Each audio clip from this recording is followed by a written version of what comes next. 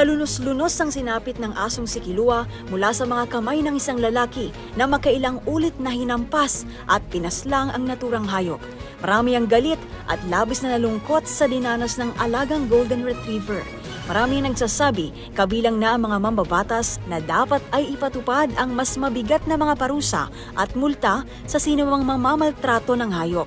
Pero sa kasalukuyan, ano nga ba ang nakasaad sa batas tungkol sa mga parusa at multa na ipapataw para sa mapapatunayang gagawa ng animal cruelty? Base sa Republic Act No. 8485 o Animal Welfare Act of 1998, mahigpit na ipinagbabawal ang pagpatay sa anumang hayop. Ipinagbabawal din ang pagkaita ng anumang hayop ng sapat na pag-aalaga, gaya ng pagbibigay rito ng tahanan at pagkain.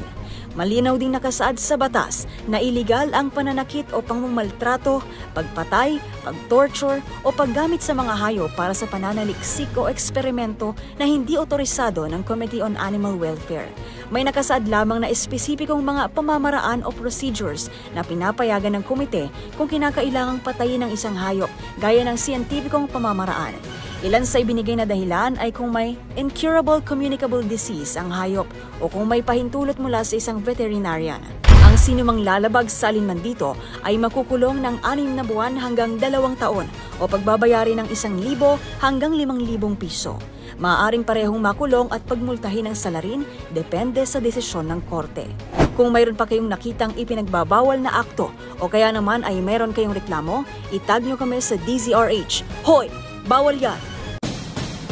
Ang mga maling gawain atin ang pansinin para hindi na ulitin sa DZRH. Hoy! Bawal yan!